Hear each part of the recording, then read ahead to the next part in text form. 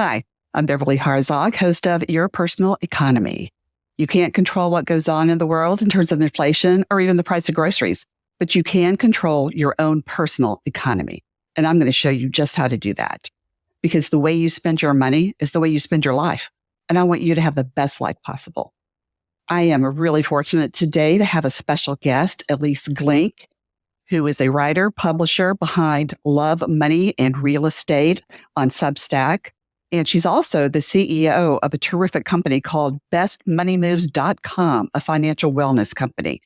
They have over 1,000 companies, organizations, and educational institutions that offer best money moves to their employees, members, and students. So thanks so much for joining me, Ilyce. Is it a good time to buy or sell your house? Well, I think it's a great time to sell your house because there are so few houses out there. For anyone who's watched, real estate as long as you and I both have, Beverly, it's kind of a remarkable time. A couple of years ago, I did a column at for my syndicated columns called Real Estate Matters. I wrote something called The Land of Never Befores. And when you think about where we are in real estate, we're in a place that's like the land of never befores, right? We saw interest rates at historic lows for a really long time. Never before that happened. And then they zoomed all the way up. It kind of put a complete halt to the home buying and selling market. I'd never quite seen that before. Interest rates had never gone up as quickly, and it never started to come down as quickly. I mean, the whole thing was just really never before. And then with the pandemic, we just saw people moving wholesale. They wanted out. They wanted space. They fled to rural areas of the country. At the end of March, 2 weeks after the official start of the pandemic, which is somewhere around like March 20th. It's really right about now, 4 years ago. Taping this. Today's March. We're taping this on March 12th. And this, I think it happened like March 10th, of 2020. Right about that time. And so 4 years ago, do you remember, it was like panic. I remember coming home from my last business trip, which was a day trip to Boston, and Boston Airport, Logan, was completely empty. My flight, there were 6 people. People were terrified. But by 2 weeks later, we were already hearing anecdotally from real estate agents that people were fleeing their apartments in apartment buildings. They wanted, instead of their 1 bedrooms, they wanted 2 bedrooms, 2 bedrooms, they wanted a house. Houses in the suburbs, they wanted farmland. Like, people couldn't get far enough away from everybody else. And it completely, profoundly, in a never before way, changed the real estate market. So here we are now, the end of the pandemic. Now I think it's probably officially the end of the pandemic, but people are still like, do you have COVID? Take a test. But now, all the rules about, stepping back are gone. And yet we're not really seeing the real estate market rebound. There's just been a hold on the numbers of homes that have been built. We're anywhere from 4 to 7.2 million homes short. And by that, we mean apartments as well as single family homes. And so people who want to be first time buyers are facing, again, a land of never before. Home prices have gone up significantly in the last 4 years, except, of course, in places like Chicago, where I live. But set that aside. And now they want to buy homes, but interest rates are as high as they've been in, I don't know, a really long time, two decades, maybe more. They've got much higher home prices to deal with, and the levels of debt are going up. And so this is a great time to sell. It's a really tough time to be a buyer at any level, right? Because prices are up. Nobody wants to trade in their 2.5% mortgage for a 7% loan. Can't blame them. So in a lot of ways, it feels like this real estate market is stuck. Yeah, I do recall reading that, our inventory of homes, we usually like it to be around 6 months. Is that correct? And now it's only around 3 months. Yeah, 3 months. And it's actually flirted. It was 2 months. So everybody's like, oh, we have this as a huge success story. But really, I'm seeing homes, even in my neighborhood. I live in the suburbs of Chicago on something called the North Shore, which is along the lakefront. And I'm seeing homes, we're still seeing in Chicago homes sell for prices only slightly above where they were 20 years ago. But when I talk to friends in Sherman Oaks, California, or in, Birmingham, Michigan, or in New York City, or in Boston, what you're seeing is, home prices that continue to rise, and really smaller communities, Boise, Idaho, which is a resort or used to be a resort community, those places are seeing still tremendous growth, even as home prices have kind of stabilized a little at a much higher level. So certainly we are seeing this interest in moving and having a different lifestyle. And I think, again, a lot of this has to do with the fact that people have been able the last 4 years, a lot of people have been able to work where they want. And you look at what's going on in major metropolitan areas all over the country and over the world. People are not going back to their offices, even as CEOs are demanding it and threatening to fire them and do reductions in force for people who won't come back. But instead, what you're seeing is people say, no, my life is worth more than that. My time has got to be my own.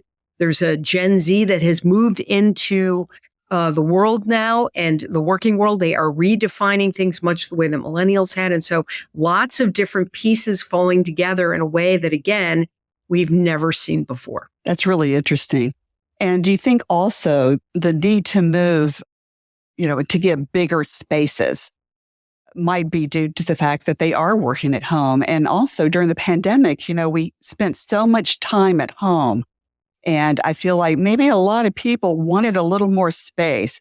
And I recall reading about how many people did home improvements during that time as well, to make it a bit more like a paradise for them at home. So for the last, I don't know how many years, 8 to 10 years, we've seen the overall size of new homes constructed continue to rise. And I think we hit a high point at almost 2,500 feet. It was like 24 and change. And then last year it went down for the first time in a long time. And it dropped to about an average of 2,100 feet, 2,200 feet. Why is that? We want different spaces to live in, but Gen Z and younger millennials simply can't afford. They're not qualifying for the bigger spaces. And so builders are like, well, I guess if we're going to sell stuff to that market, we're going to need to trim it down. And so what you've seen go up in new construction are more homes with offices. We got away from that for a while. We're back to having formal office space. And not just a single office space, we need 2 office spaces. Plus, we need a place for kids to do their homework as well. So you're seeing, the old formal dining room is gone. Thank you, HGTV. They killed it off for good. We're seeing open plan concept spaces, but we are having to see, private spaces for offices. And people are using all kinds of interesting ways of doing that. They're using pocket doors to shut off areas of the living room. They're putting in their own kind of soundproof telephone boxes to, get there so they can do their phone calls, which you may be seeing now in offices where we've downsized into hot desks, like whoever gets there first gets the desk, and lots of these little private phone booth meeting spaces where you can close it off and have some privacy. We're taking our lessons learned and we're moving them into single family homes. But we are seeing a resurgence, both on the low end of maybe 3 bedrooms, 2.5 baths with that private office space, or flex space where office space becomes a bedroom or a guest room. And then also on the high end, we're seeing multifamily units in one house. So 4 or 5 bedroom houses, even 6 bedrooms, 5, 6 baths. And we're seeing multi-generations move in together in a way that we haven't seen that in a long time too. So lots of never befores. Yeah, those are really interesting trends. Thank you. For somebody that's a first-time home buyer, you mentioned the houses are getting a little smaller, and that's good for affordability. What kind of down payment do you think people should focus on at this point if they were going to buy? I know you said it's not a good time to sell right now. Well, no, it's a great time to sell. The problem is you then turn around and buy somewhere, right? Where are you going to buy? So, and the reason selling is that, of course, you're going to end up with, a line around your door probably if you've got a house priced correctly. There's that challenge. I'm sorry. So the question about you know, what to buy, where to buy, how to think about buying. Down payments are crucial to this. And one of the problems, the obstacles that first time buyers have always had is putting together enough of a down payment. And so first it was a required 20%. I'm talking like, 30, 40 years ago. And then came in, well, we could probably move it down to 10%. Now we've got 3% loans. If you go with a HUD home, which is an FHA foreclosure, there are special programs that the FHA has, that HUD has, where you can go down to as little as $100, $200 down payment.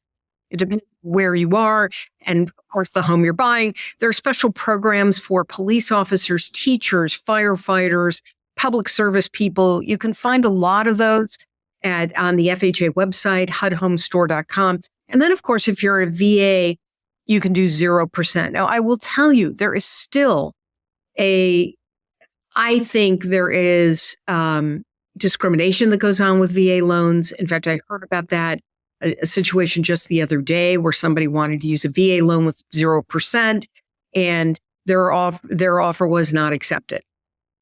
Why? Because they just didn't think it was going to close. Well, I don't know. If you can't trust that you're going to close with a VA loan you've already been qualified for, I don't know. Yeah, what are you actually doing? It's ridiculous. So, if we can't trust VA or the FHA, I don't know, what's going to happen to housing. So, I do think that can be problematic, but those are very good loans to get. They're solid. And if you can qualify for one and you're a member of the armed services and that's one of the benefits, and that's what'll get you into a house, do it. I do believe that, and this is, again, if you're going to wait to save up 20%, you might never buy a house. I think get in there as quickly as possible, get that house bought and whatever it is you need to do it. That's great advice. Thank you. I was thinking in terms of geography, and I wonder if this is a variable to consider when you try to decide if it's a good time to buy a home. I live in an Atlanta suburb. All right. So during the pandemic, my husband and I decided to downsize. And so we lived in Johns Creek, Georgia, suburb. And wait, isn't that where they drive around in the golf carts? I wasn't in a golf neighborhood, but some neighborhoods, yeah. But no, I would not. It's so fun. I've been in those neighborhoods, and I mean, you have people of all ages driving those carts. I did not feel safe. But I'm not a golfer. Maybe I would put up with it if I was a golfer. So during that time, houses were selling like hotcakes in Atlanta, and prices were going up, up, up. So we decided, we've been wanting to downsize for a couple of years. We were waiting for the right opportunity, and it seemed like a really good time. So since houses were selling so fast, we bought a house before we even put ours on the market. I mean, they were going that fast. So one weekend, we found a house that, we wanted to spend, many years in. And 27 other people had offers on this house. It went crazy. And we won the house. We were excited. So we had a real estate agent and, she put our other house on the market. And I don't recommend doing this unless you can cover both mortgages should that happen. We felt sure we'd sell our house fast. So we did about $40,000 worth of upgrades on that house because it was an older home. We raised our kids there. And the house sold for 3 times what we paid for it in 5 days. So yeah. And mortgage rates were really low at that time. So it was a win-win for us. And sometimes you just have to, you have to time it properly, but also geography, I think, makes a big difference with real estate. Would you agree with that? I think where you are is certainly, the joke is, right, location, right? Location. And with real estate, when you think about location, it isn't just what neighborhood you pick, what state you pick, right? What city you pick, what neighborhood you pick, what block you pick, where you are on the block can also make a difference, right? In some cities, corner lots are prized. In others, they're reviled. It really kind of depends, where you are in a block. Like in a city, it's fine. Like you're a single family house and next to you is a 6-flat apartment building, but that wouldn't fly in a suburb where everybody's a single family, right? So I think it does really matter. For some, I know, one of our employees moved, he lives in Florida, and he moved from, one area of his community to a different area because he wanted a different, better view. Now he has a lagoon view as opposed to a golf course view. And in some communities, the golf course view is prized. In other, it's water. And if you can have water and golf, maybe that's better. I'm a mountain person. Like everybody has different things that they value. And in each different kind of area of the country, there's something else that's going to be, valuable. If you're in a high rise in Chicago and you look onto the lake, that is considered a better view, more valued view, even though at night you see nothing, than the city view where you get, twinkling lights and it's, a party every night. So it just depends on what a community values. And I think buyers are not really that aware of it. In my books, and as you know, I've written a whole bunch of books on buying and selling homes. But in my book, 100 Questions Every First-Time Homebuyer Should Ask, I talk about how to think about what you value, what a community values, and weigh that off against price. Because you may want a particular building, for example, a condo, but you don't want the view, or you can't afford the view that's on the better side, but you could get a bigger apartment on a lower floor or with a city view. Which is the better way to go? Do you go smaller, better view, or, bigger with the lesser quality view? And you have to look at the history of how the prices have appreciated if you're going to think about it like that. Yeah, those are really good points. And, when I think about why my house sold fast, it was a family neighborhood. We were in a cul-de-sac and excellent school system, soccer teams in the neighborhood. So, it was a really good family location. And we moved because we wanted a better view. We wanted more land with houses further apart. I look out over sort of a wildlife area. There's a creek back there. That was my ideal view. So you're right. We all want different things. And sometimes you just have to find the right buyer. They just come along. Or if you're trying to sell your house, it's almost sometimes a timing issue. Now, I looked at the bank rate, mortgage rates to see what they were today, and they were 7.15 for a 30-year fixed. Do you think that mortgage rates will come down anytime this year? I know the Fed is talking about some interest rate decreases, maybe 6 months from now. We all thought it was going to happen earlier, but inflation is still kind of chugging along. I follow these rates because I talk a lot about credit card rates. And I know mortgages aren't directly connected to that, but they do seem to kind of fall in line with that at some point. So I just wonder what your thoughts are about that. A couple of things. First of all, we look at the rates and it's 7.125, and that's for people who have the best credit scores. So if you have an average credit score or you're below average, and an average in this country is 705, so you're 2 ticks behind best interest rates. So best interest rates for mortgages, I believe, typically starts at 760 or 780, depending on the lender. You're at 700, you're not paying 7.1%, you're paying 7.5%. Or even a little bit higher. And if you're down at 650, you're at 8% right now. And I think that's what's making this really challenging for people. So, for those of you who are out there waiting to get back to 2.5%, that's not happening probably in our lifetimes.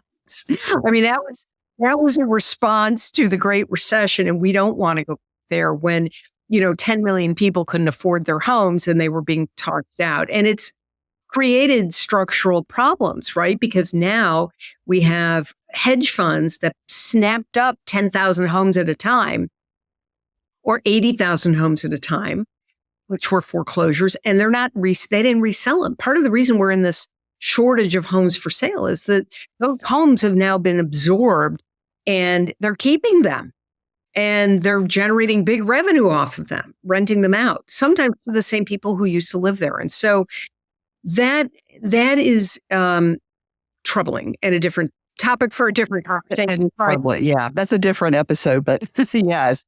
But where interest rates are is really kind of critical to that because these people can't get out of rentals if they can't, find something affordable. So do I think interest rates are going to come down? Yes. Anytime soon? No. They don't, to your point, directly follow what the Fed does, but everything kind of does. Mm-hmm. Sooner or later. Sooner or later, by the end of the year, maybe the beginning of even 2025, we'll start to see those rates come down again. And it's interesting to think about this, Beverly, but it was 2008 and 9 that we had the Great Recession. And there were so many houses. We couldn't give away houses. Do you remember this? I know you were right. I do. I absolutely do. I mean, we had so many homes that were just dropping through the floor in prices. I used to write for CBS Money Watch, and I was talking about how you could buy a really big home in Detroit for $600. I mean, Detroit destroyed. They leveled homes that just were in neighborhoods that were kind of destroyed. And I mean, now we're like, God, we could use those homes. They're going to build new. So anyway, it took until really 2017 for that to turn around. And here we are now, 7 years after that.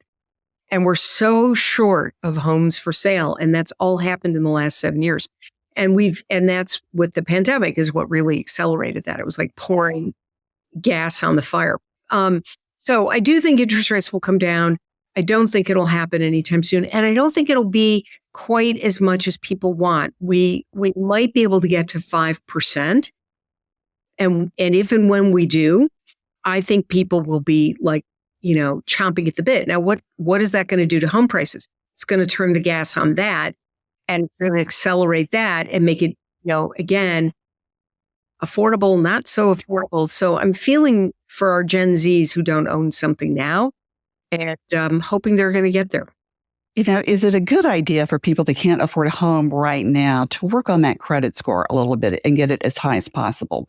When it comes to getting approved for a credit card or a personal loan, I usually recommend having at least a 760 FICO score in order to get the best rate. Is it higher or lower than that for the best rates for a mortgage? I mean, what should someone shoot for in order to try to get their monthly payments a little more reasonable? I would try to get as high as you can get. So even over 760. Oh, well, for some mortgage companies, 760 is going to be your entry point for the top tier. For some, it's going to be 780.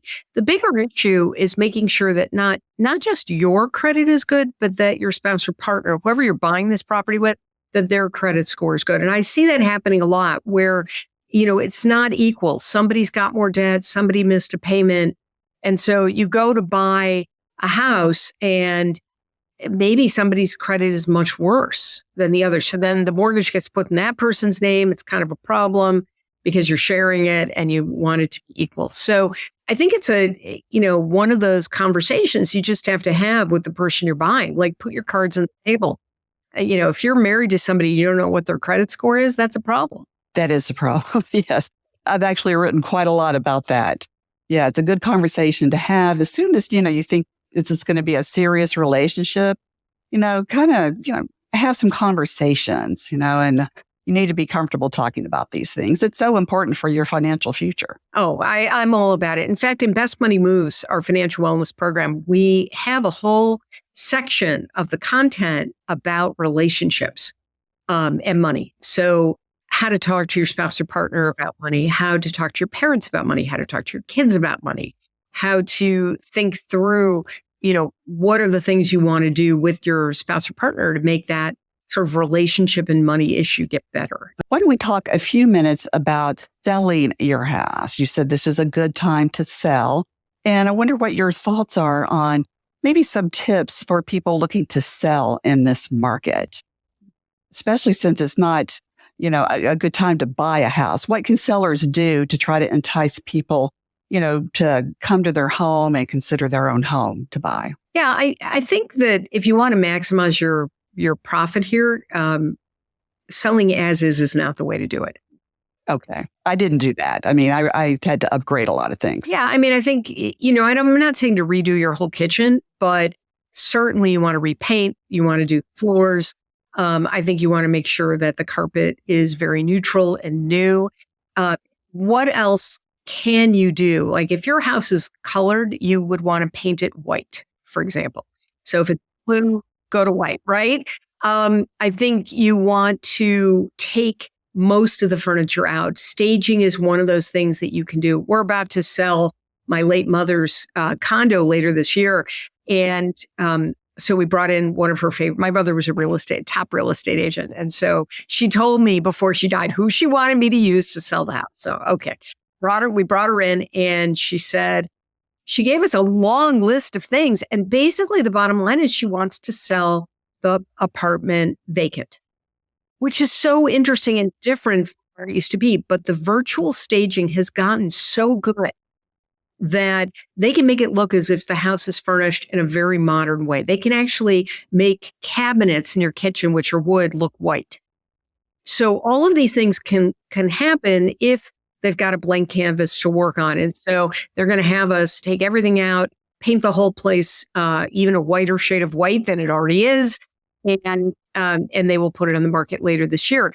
And it just was sort of interesting to me to learn about how, people spend a lot of money on staging. You could spend $3,000-$4,000 a month to stage an entire house, but using technology is a way to eliminate that. But you still need to do the floors and the walls and, change the carpet if that needs it and try and put your house in the best light possible. Yeah, good advice. And, I liked a lot of color. So I had a lot of color in my house, and the real estate agent says, this has to go. Yeah. No, it's funny. Think like my mom's house looks amazing, but it isn't the way that buyers can visualize, right? That's right. When you have a lot of stuff in the house, you've got artwork on the walls, you've got tchotchkes from a lifetime, that's what people will look at. And you don't want them looking at that. None of that stays with the house. What you want to do is have them look at the bones of the house so that they can imagine their own life in that house. In fact, in my books, I talk about how you want there to be, well, now with virtual staging, there wouldn't be, but you really ideally want somebody to come in, sit on the couch and feel what it would be like to live in your house, in your home, in your four walls, imagining it as their own. And so that's one of the reasons why I've recommended for 30 years, painting your walls white, because it helps people imagine this blank canvas.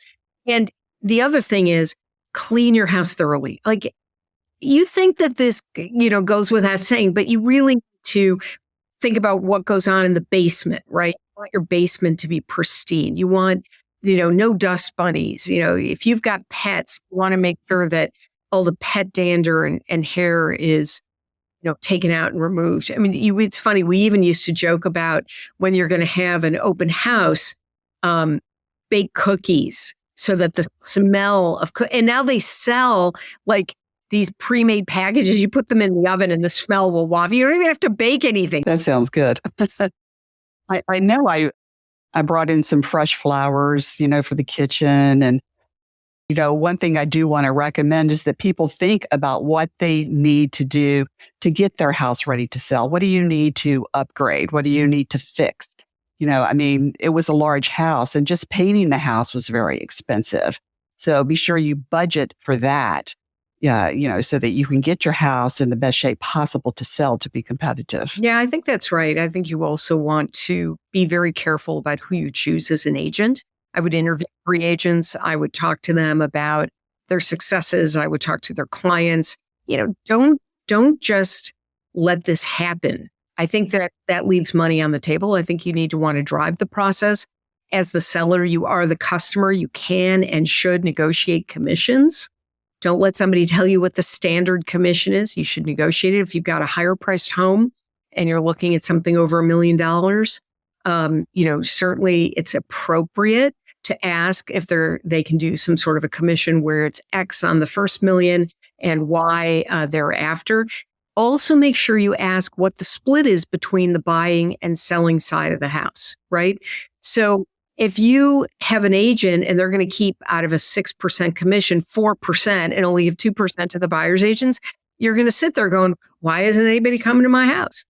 It should be split equally. The other thing I want to talk about for a moment are pocket listings. Now, pocket listings have sprung up all over the country, even though they're against the realtor code of ethics. They're there, and your agent will tell you that a pocket listing, which is where it's basically only offered privately to the broker's own people, is a better use of your time and money. And I disagree with that. I don't think that a pocket listing is better than going wide and offering it to the broadest number of people. That's how, supply and demand. That's how you get those people lined up outside your house. So don't get talked into a private listing where the broker ends up bringing their own buyer to the table, because it's hard to imagine that that's going to get you and maximize the price point that you're going to collect. Oh, that's good advice. I hadn't even really thought about pocket listings. So that's something that is not encouraged by the real estate industry. Yeah, it's not officially encouraged, but the realtors are having quite a bit of a time right now. And though it's in their code of ethics, this is happening more and more. Brokers are doing it because listings are precious and they want them for their own buyers. Is there anything else you'd like to add about buying or selling a home?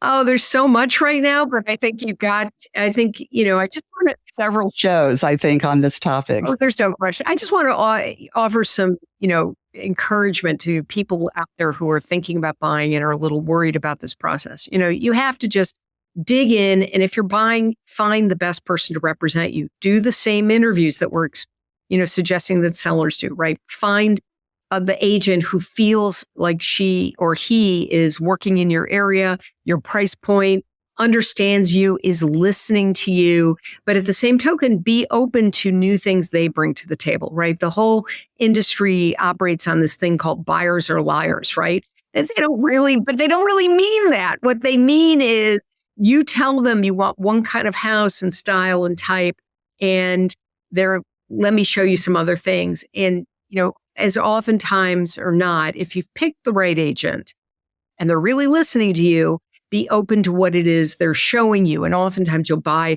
something that is completely different than what you originally thought. They just want you to open up your mind to the possibilities, especially in a tight market like we're in now.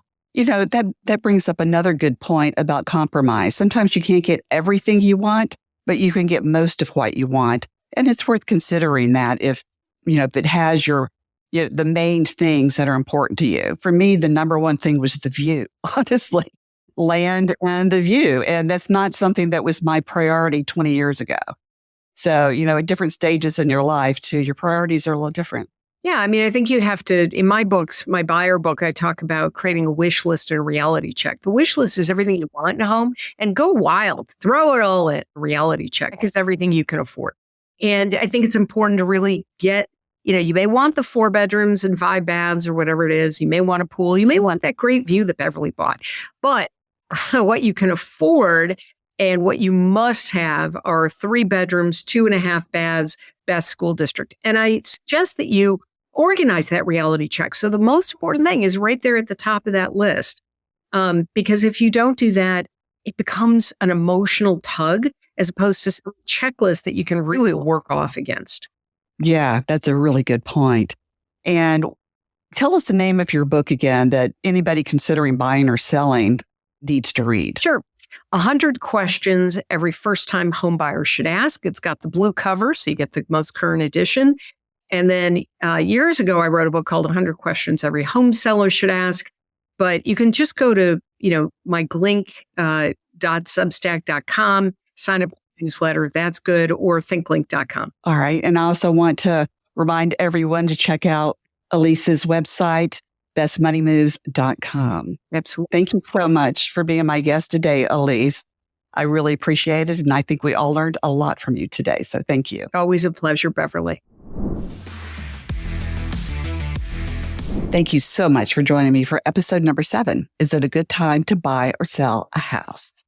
I want to thank money expert Ilyce Glink for joining us today and giving us so much valuable information about what the best money moves are in today's market.